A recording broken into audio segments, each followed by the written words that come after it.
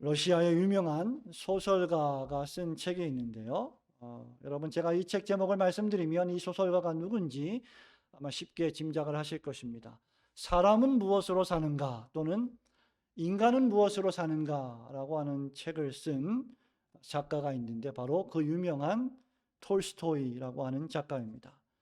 소설 속에서 대문학 작가 톨스토이는 사람들이 과연 무엇으로 사는가라고 질문하면서 자기 자신을 걱정함으로써 살아갈 수 있다는 것은 착각일 뿐, 진실로 인간은 사랑에 의하여 살아가는 것이다 라고 말한 바 있습니다.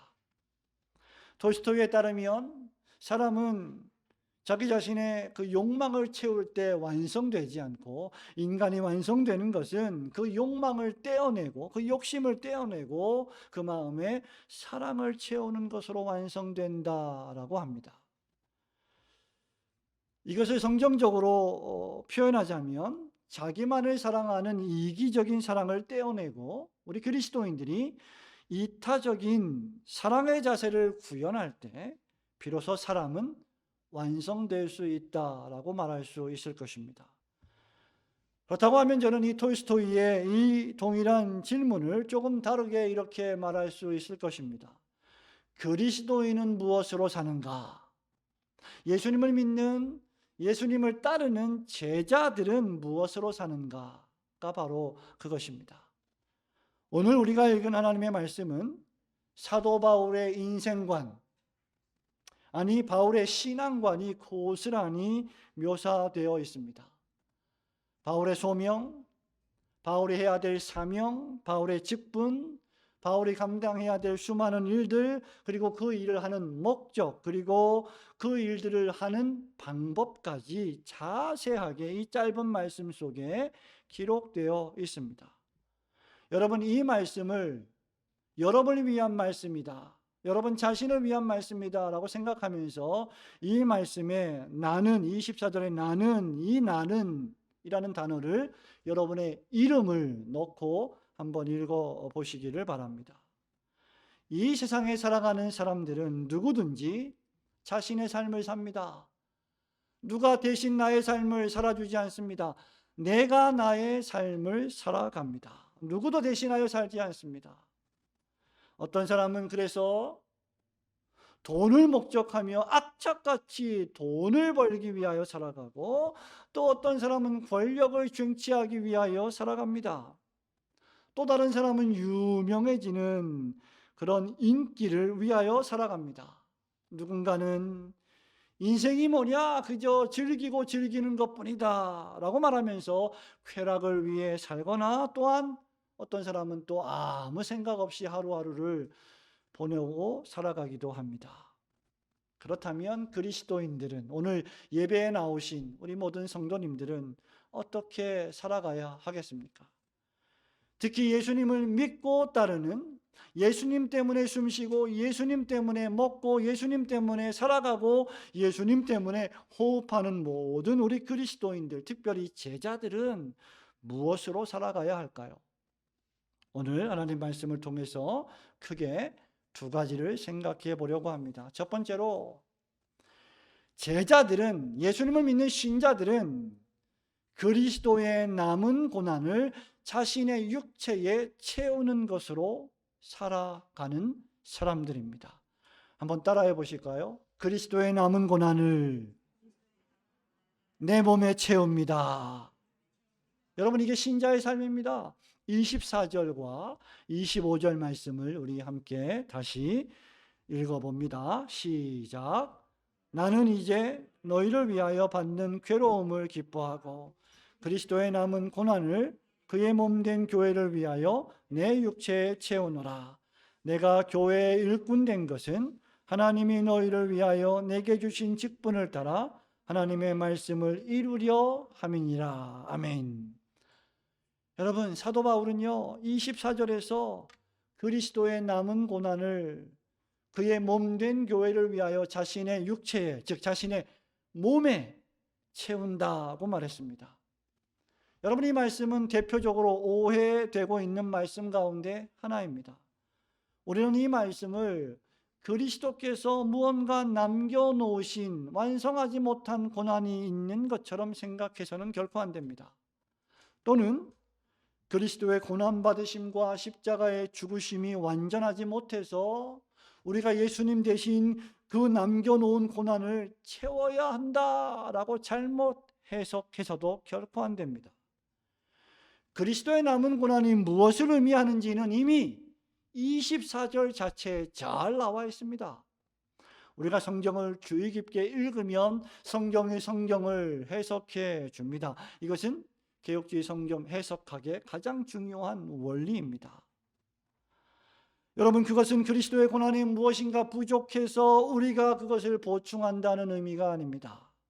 본문 말씀을 잘 보시면요, 여러분, 24절을 시작하면서 바울은 뭐라고 말해요?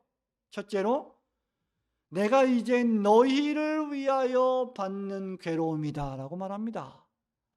둘째로, 그의 몸된 교회를 위한 것이다 라고 했습니다. 그리고 셋째로, 내 육체에 어떻게 한다고요? 채우노라고 했습니다. 그렇다면 이 고난은 그리스도의 구속사역을 보충하는 고난이 아니라 그리스도께서 제자들에게 교회를 위하여 부여하신 사명을 가리키는 것입니다. 그렇기에 바울은 자신이 25절에서 내가 교회의 일꾼이 되었다라고 말한 것이죠. 계속해서 하나님이 내게 직분을 주셨습니다 라고 했고요, 이 직분을 따라서 하나님의 말씀을 이루어가는 것이 바울의 사명이었다라고 바울은 밝히고 있습니다. 그렇기에 바울은요, 하나님이 불러주셔서 맡겨주신 사명으로서의 직분을 수행하기 위하여 살아가는 사람이었습니다. 말하자면 바울은 사명으로 사는 사람이었습니다. 제자는 무엇으로 사는가라고 말할 때 제자는 결론적으로 이야기하면 사명으로 살아간다.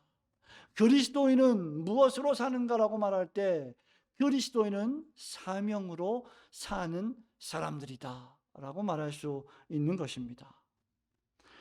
우리 그리스도인들은 그래서 여러분은 무엇으로 삽니까? 왜 삽니까? 라고 사람들이 물어볼 때 이렇게 대답하셔야 하죠.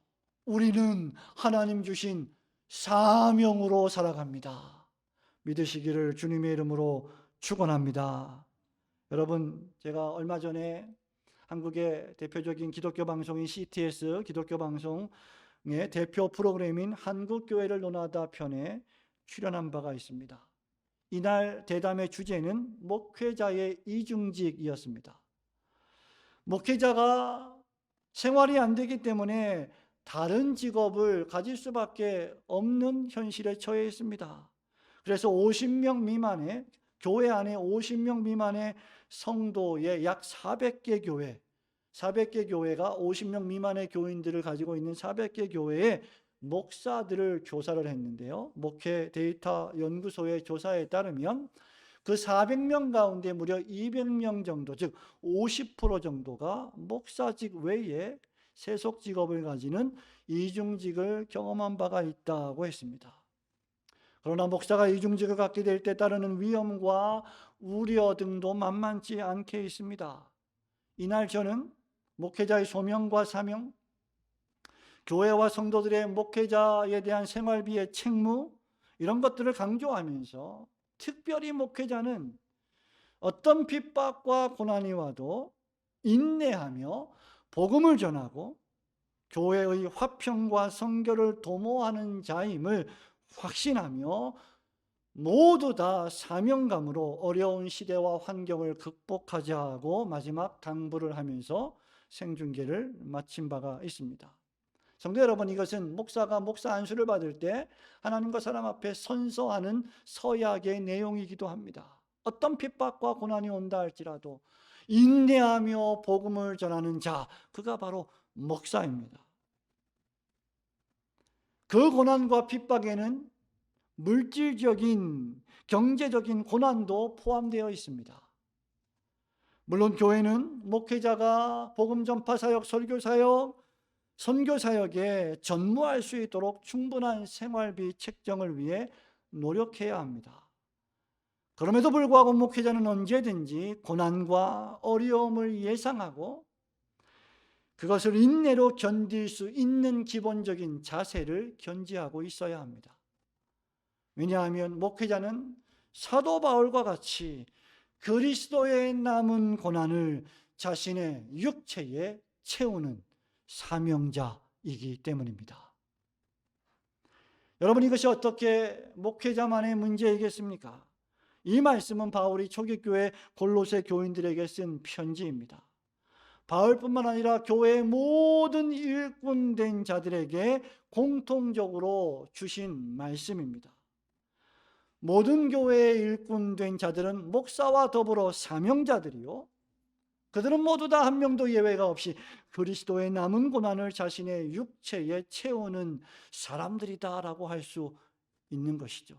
목사님, 고난은, 핍박은 목사님만 받으시고 목사님 육체에 채우시고 우리는 그런 거 안 받겠습니다 할 수 없다는 겁니다. 예수님을 믿는 그 순간 모든 그리스도인들이 이 그리스도의 남은 고난을 자신의 몸에 채워야 하는 사명을 부여받는 사람들이 되는 것이죠. 성도 여러분, 모든 교회의 일꾼된 자들은 사명자들이요, 그래서 그리스도의 남은 고난을 여러분 자신의 육체에 채우는 자라고 할 수 있습니다. 이 고난은 중세 로마 가톨릭 교회가 그렇게 가르치는 것처럼 고행이나 금욕이 결코 아닙니다. 쓸데없이 자신의 몸에 상처를 내고 자신의 몸을 채찍으로 때리고, 여러분, 자신의 몸을 채찍질하며 상처를 내는 것이 결코 그리스도의 남은 고난이 아닙니다. 고난 주간에 나무 십자가를 등에 짊어지고 행진을 하거나 무릎으로 성당 계단을 기어 올라가는 행동, 그것은 그리스도의 남은 고난을 육체에 채우는 행위가 결코 아닙니다. 이 고난은 그리스도의 몸된 교회를 위하여 하나님께서 나에게 맡기신 직분을 잘 수행하는 것을 뜻합니다. 그리고 그렇게 하다가 당하는 고난이 있습니까?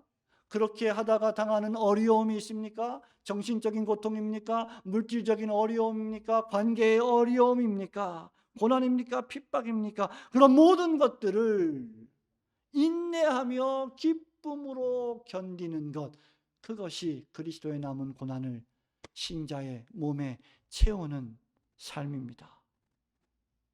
그래서 바울은 여러분 24절에 보니까 너희를 위하여 받는 괴로움을 뭐라고 말했어요? 뭐 한다고요? 24절에 뭐 한다고요? 이제 너희를 위하여 받는 괴로움을 기뻐한다. 여러분, 이런 말씀을 보통으로 보시면 안 됩니다. 괴로움은, 여러분, 괴로운 일이 있을 때 그 기쁜 일이에요? 여러분, 몸에 상처가 났습니다. 피가 납니다. 괴로운 일, 아픈 일입니다. 이게 기쁜 일입니까? 아닙니다. 아프고 쓰라린 일입니다. 고통스러운 일입니다. 어떻게 괴로움이 기쁨이 될 수 있겠습니까? 그런데 바울은요, 너희를 위하여 당하는 나의 괴로움을 나는 기뻐한다. 논리적인 모순입니다. 모순도 이런 모순이 어디 있어요?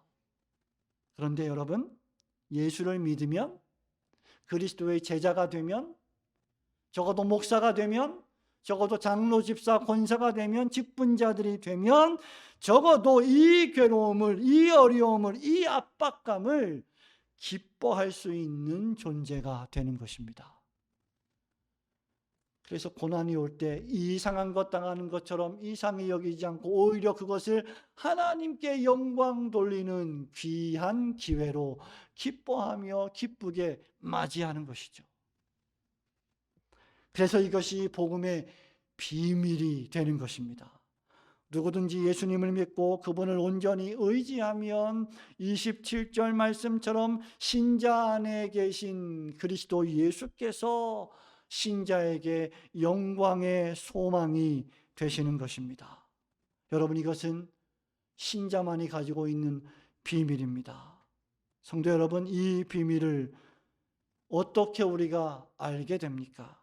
바로 그리스도께서 여러분의 마음에 계실 때, 예수님이 여러분의 마음에 함께 계실 때, 하나님의 성령께서 그것을 나에게 깨닫게 해 주실 때에 가능합니다. 이런 사람은 사도 바울의 말대로 영광의 소망을 소유합니다. 자신의 마음속에 영광의 소망이 있는 것이죠. 여러분, 이 소망은 미래에 대한 확고한 기대입니다. 그래서 그는 그리스도 안에서 인내하며 이 고난 견디고 나면 이 눈물 골짜기 같은 이 골짜기를 한 걸음 한 걸음 신자로 살아가다 보면 마침내 내가 죽을 텐데 죽음 이후에 그리스도 예수께서 오셔서 나를 부활시키셔서 하나님의 나라에서 영원한 기쁨을 누리며 살아가게 하여 주신다는 그 영광스러운 소망을 마음에 품게 해 주시는 것입니다. 이것 때문에 우리는 이 세상에서 살아갈 수 있고 내세에서 기대할 수 있는 모든 축복도 지금 이 세상에서 그리스도 예수 안에서 소망할 수 있게 되는 것입니다. 그리고 결국 그를 위하여 고난도 마땅히 받을 수 있게 됩니다. 그렇다면 문제는 지금 여러분 자신입니다. 여러분은 어떤 고난을 기뻐하고 계십니까? 여러분은 과연 주님을 위하여 고난을 당하고 계십니까? 바울이 디모데에게 편지하면서 무릇 그리스도 예수 안에서 경건하게 살려는 자는 누구든지 박해를 받으리라고 했습니다. 과연 여러분은 그리스도의 남은 고난을 기꺼이 짊어지려고 하고 계십니까? 여러분, 이것은 매우 중대한 질문입니다. 왜냐하면 우리가 영적으로 지금도 그리스도 안에서 앉아 있으며 그리고 앞으로도 결국 그리스도와 함께 하나님 나라에서 영광 가운데 앉게 될 것이기 때문입니다.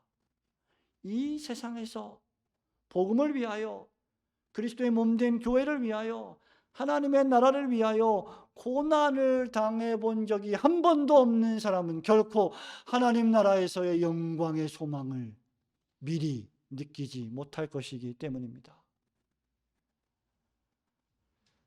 여러분, 이 영광은 주를 위해 고난받는 자, 즉 그리스도로 인하여, 그리스도를 위하여, 그리스도로 말미암아 기꺼이 고난을 당하는 자만이 그리스도와 함께 앉게 될 놀라운 특권이 될 것이기 때문입니다. 우리가 세상 말로 이런 말 하잖아요. No cross, no crown. 십자가 없이는 영광이 없다. 그죠? 운동선수들이 그런 말 많이 하잖아요. 고난을 겪고 힘들고 고통스러운 시간이, 그런 훈련의 시간이 없다면 영광스러운 승리도 없을 것이다. 여러분, 세상 사람들도 그런 진리를 알고 있습니다. 예수를 믿는 사람들이 하나님의 나라에서 그리스도와 함께 그 영광스러운 소망 가운데 천국을 상급으로 받게 될 사람들이 지상에서 그 영광스러운 소망을 생각하며 고난받기를 싫어한다? 불가능한 일입니다. 성도 여러분,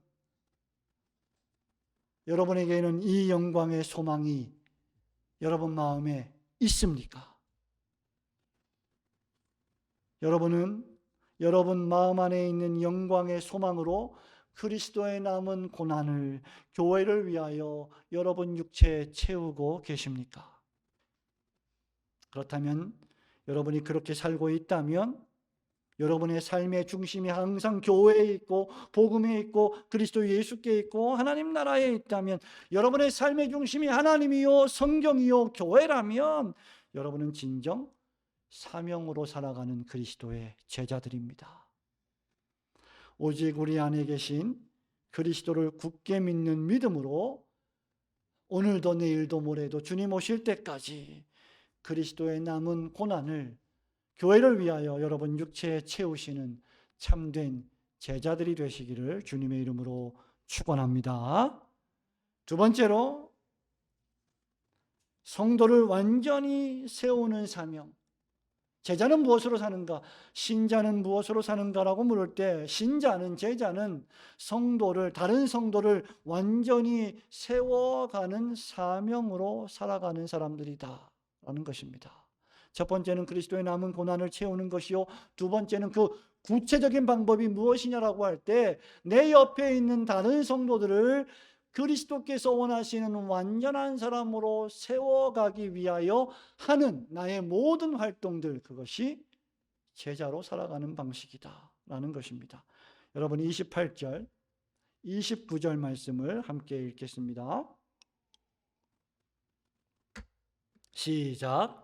우리가 그를 전파하여 각 사람을 권하고 모든 지혜로 각 사람을 가르침은 각 사람을 그리스도 안에서 완전한 자로 세우려 함이니 이를 위하여 나도 내 속에서 능력으로 역사하시는 이의 역사를 따라 힘을 다하여 수고하노라. 한번 따라해 보실까요? 힘을 다하여 수고하노라.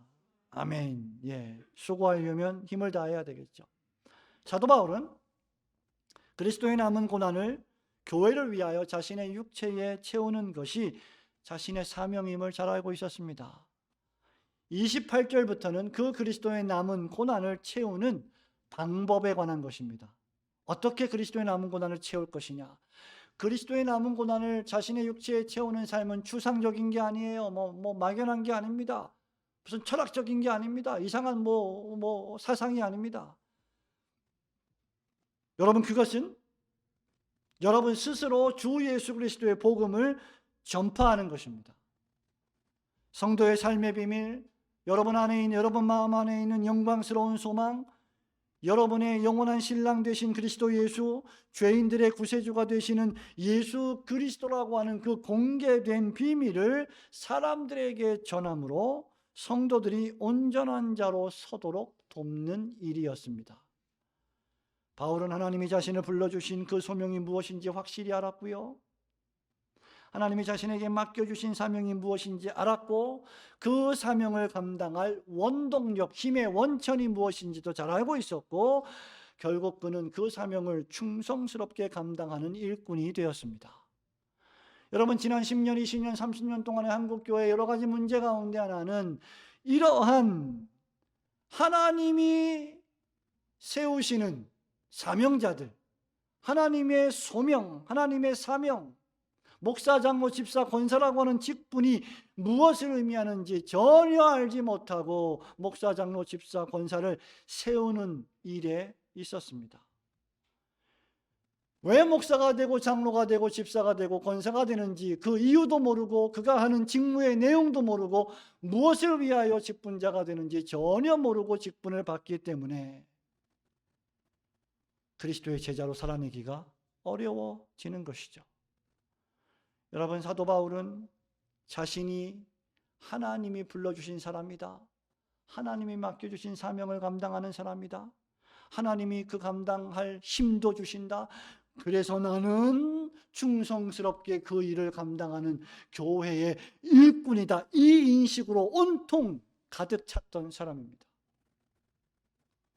그러면 목사님, 다 세상 일 때려치고 목사가 되어야 된다는 말입니까? 아닙니다. 여러분이 가지고 있는 모든 세속적인 직업을 그대로 수행하면서 바울과 같이 복음을 전하는 사람들이 되어야 한다는 것이죠.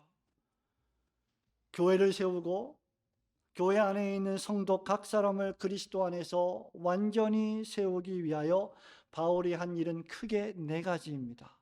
첫째, 그리스도 그분을 전하는 것.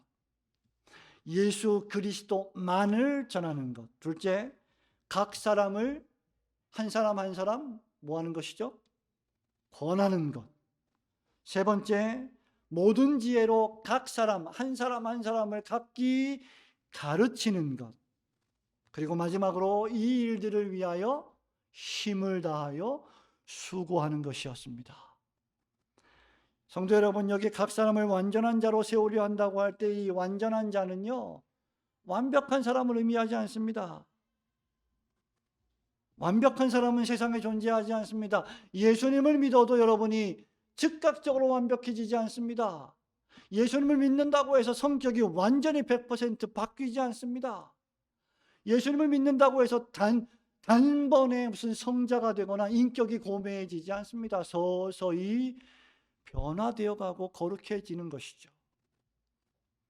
이 땅에서 우리는 아무리 노력해도 완벽해질 수 없습니다. 성경을 10독, 20독 한다고 완벽해지지 않습니다. 기도를 10시간 한다고 완벽해지지 않습니다. 바울이 말하는 완전한 사람이란 하나님과 나와의 온전한 관계를 맺는 것,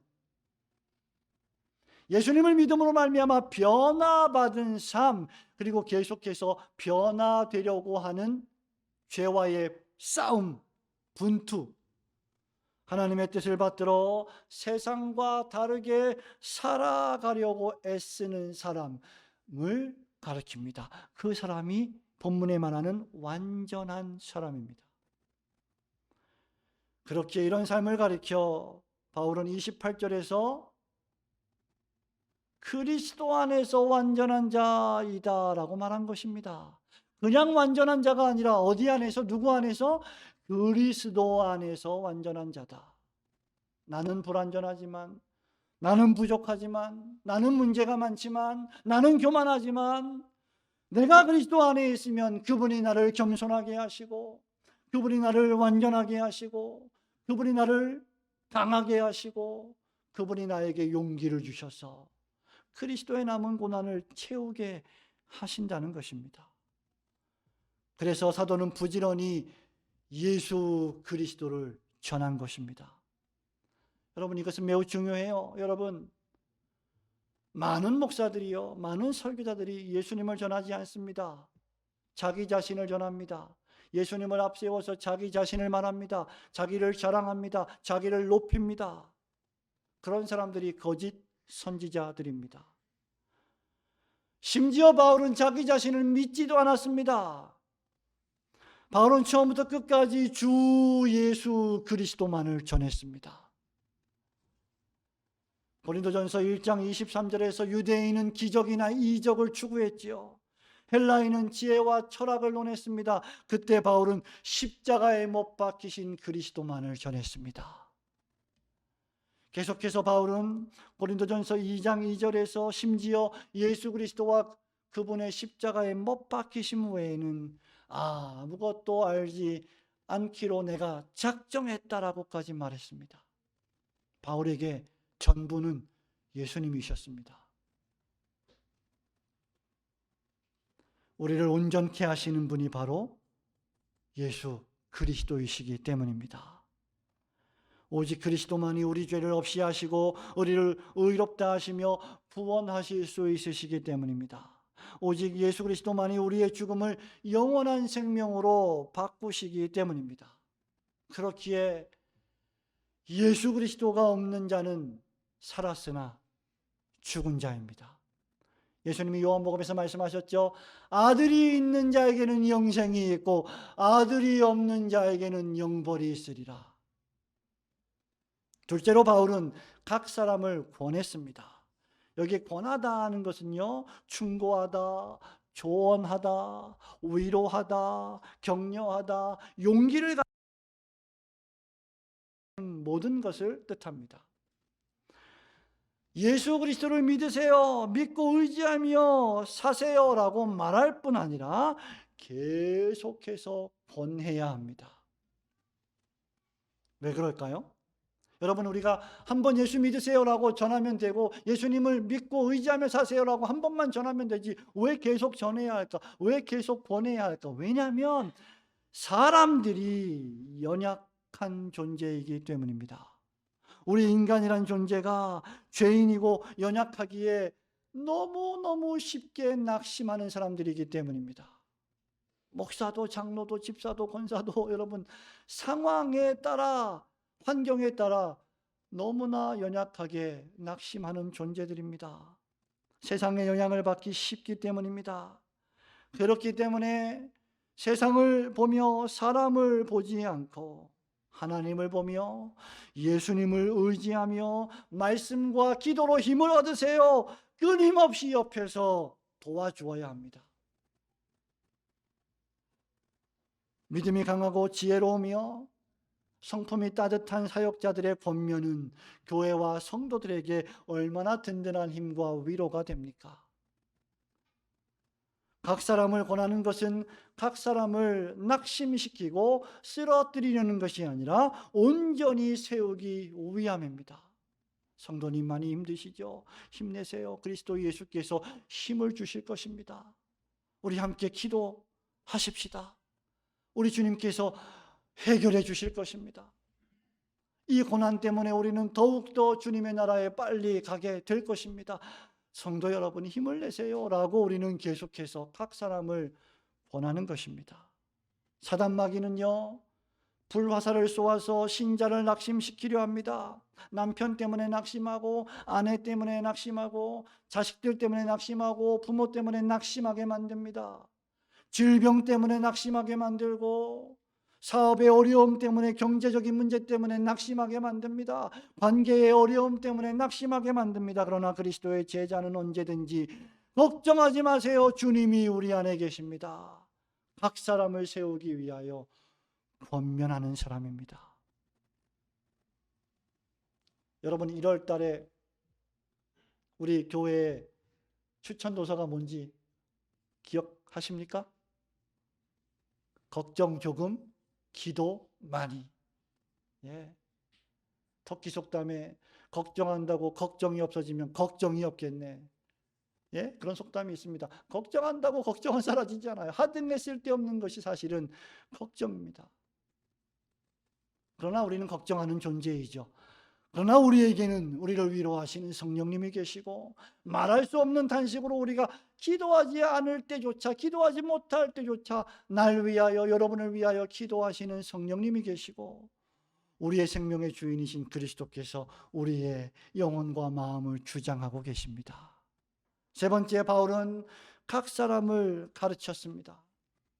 이는 각 신자의 생각이나 지식이요 완전하지 않다는 것을 뜻합니다. 교회에 다니는 모든 그리스도인들은 가르침과 교정이 필요합니다. 그렇기에 목사가 필요한 것이고 가르치는 자가 필요한 것이죠. 간혹가다 교인들 가운데는 목사를 가르치려는 교인들이 있습니다. 목사보다 훨씬 자신이 신학적으로 뛰어나다고 생각하는 교인들이 있습니다. 그래서 질서를 허물고 장로의 치리를 받지 아니하고 교회를 무질서하게 만드는 사람들이 있습니다. 참된 지식이 없이는 참된 경건은 없습니다. 우리가 지식을 가질 때 참된 지식을 가져야 합니다. 바르게 알지 못하면 온전해지기 힘듭니다. 복음을 바르게 믿고 바르게 알지 못하면 그 복음이 나를 살리는 것이 아니라 도리어 그 복음 때문에 내가 교만해져서 나를 죽이고 교회를 허무는 일에 수단이 되기도 한다는 것이죠. 여러분 호세아 선지자 말씀을 기억합니까? 호세아 4장 6절에 이스라엘 백성이 뭐가 없어 망한다고요?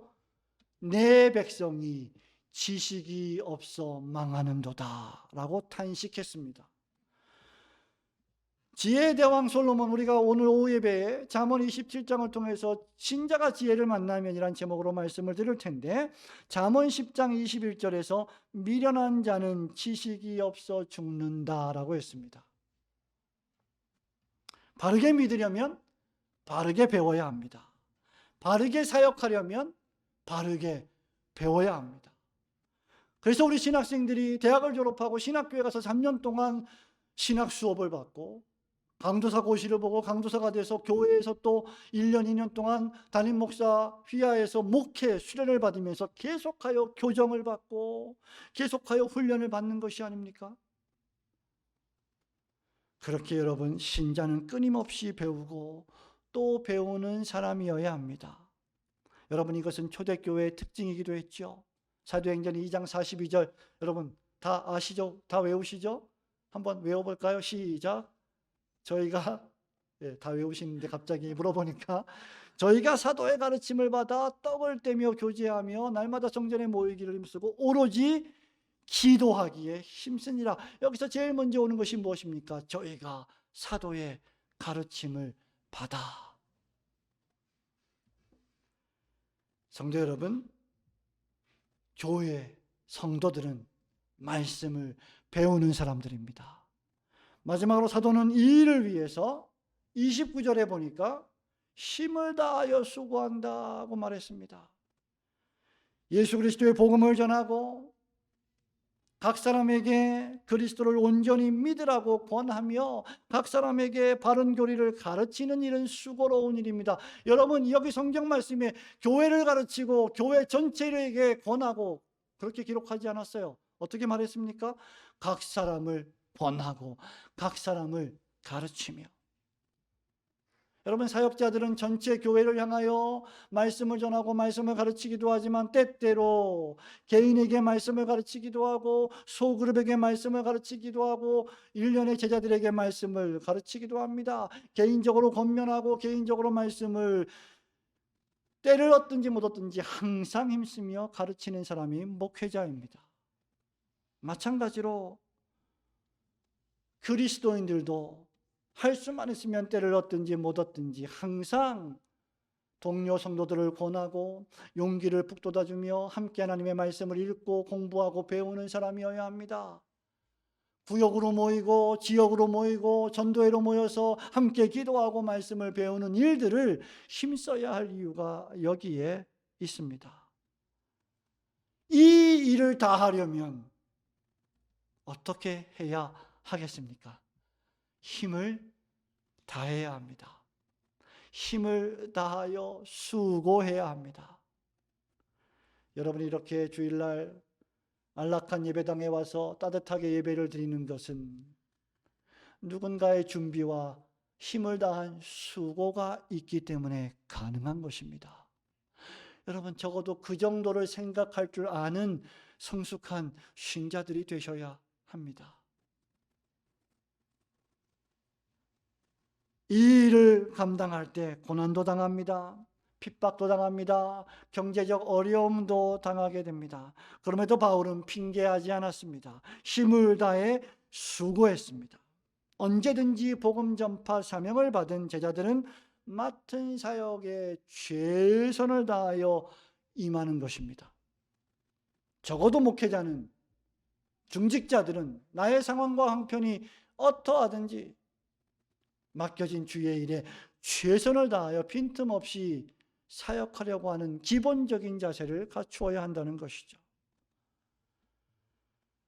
그럼에도 불구하고 여러분, 사도 바울이 이 일을 힘을 다하여 수고할 수 있었던 것은 바울의 속에서 능력으로 역사하시는 분의 그 힘을 경험하고 알았기 때문입니다. 바울은요, 바울의 힘으로 사역한 게 아닙니다. 바울은 자신 속에 능력으로 역사하시는 분의 역사를 알고 있었습니다. 자신의 힘, 자신의 지식, 자신의 지혜, 그 모든 것들이, 자신의 용기, 그 모든 것들이 자신의 것이 아님을 잘 알고 있었습니다. 그것은 자신 안에 계시는 비밀이신 주 예수 그리스도의 것이었습니다. 오직 그리스도만을 여러분의 주로 삼으시고 하나님의 말씀에 권함과 가르침을 받아 여러분 스스로도 굳게 서시고 이 어려운 코로나 시대에 다른 성도들도 용기를 북돋아주며 굳게 세우는 일에 헌신하는 그리스도의 제자들이 되시기를 주님의 이름으로 축원합니다. 사랑하는 우리 성도 여러분, 말씀을 맺습니다. 사도 바울은 철저하게 하나님 중심의 사람이었습니다. 우리 SFC 강령의 마지막 네 번째 생활 원리가 있는데 그 생활 원리는 세 가지입니다. 첫째 뭐죠? 하나님 중심. 둘째 성경 중심. 셋째 교회 중심. 이것은 여러분 허울 좋은 구호가 아닙니다. 이것은 실제로 여러분들이 매일매일의 삶 속에서 실천해야 될 삶의 원리입니다. 하나님 중심의 사람이란 사명 중심의 사람을 뜻합니다. 그래서 언제든지 하나님 중심으로 생각하고 그 하나님 중심의 생각이란 교회 중심의 생각이고 그 교회 중심의 생각이란 곧 하나님 말씀인 성경 중심의 생각과도 일치하는 것입니다. 여기에 필요한 것이 소명감입니다. 하나님이 나를 부르셨다 하는 확신 말이죠. 하나님은 여러분을 왜 부르셨습니까? 하나님은 여러분을 왜 신자로 부르셨습니다? 하나님은 여러분을 왜 직분자로 부르셨습니까? 여러분의 개인의 유익을 위하여, 건강을 위해서입니까? 아닙니다. 부귀영화를 위해서입니까? 결코 아니죠. 여러분의 명예와 인기를 위해서입니까? 아닙니다. 그리스도의 복음을 전하고 가르쳐서 성도를, 교회를 완전히 세우는 일을 위해서입니다. 여러분의 지식, 여러분의 연륜, 여러분의 경험, 여러분의 시간과 물질, 돈까지도 모두 다 동원하여 피 흘려 그리스도께서 사신 교회를 잘 세워가기 위하여 하나님이 우리를 부르신 것입니다. 어찌 보면 바울에게 교회는요, 전부였습니다. 저는 이런 바울의 심정이 여러분에게도 동일하게 있기를 기도하며 소원합니다. 교회를 위해 당하는 곤란을 기쁨으로 감당했습니다. 여러분의 신상에 무슨 일이 생기면 제일 먼저 뭘 걱정해요? 교회를 걱정해요. 그게 바울이었습니다. 그게 목사이어야 하고, 그게 장로이어야 하고, 그게 집사와 권사이어야 하고, 그것이 교역자들이어야 합니다. 성도들을 위해 당하는 괴로움을 그럼에도 불구하고 기쁨으로 견디었습니다. 그리고 이 일을 할 때 자신 속에 능력으로 역사하시는 분의 그 힘으로 감당했습니다. 자신 안에 있는 그리스도께서 주시는 영광의 소망을 바라보며 꿋꿋하게 묵묵히 한 주 한 주 그러나 기쁨으로 감당했습니다. 이것이 그리스도의 제자들이 살아가는 방식입니다. 성도 여러분, 지금 코로나 질병이 확진자들이 10만 명을 넘어가고 있는 어려운 시대에 살고 있습니다. 그러나 걱정하지 마십시오. 우리의 몸을 잠깐 상하게 하는 질병을 걱정하지 마시고 우리의 영혼과 육체를 동시에 지옥불에 던지실 수 있는 하나님을 두려워하며 그분을 경외하며 살아가셔야 합니다. 계속 악화되는 전염병 사태로 많은 사람들이 어려움을 겪고 있습니다.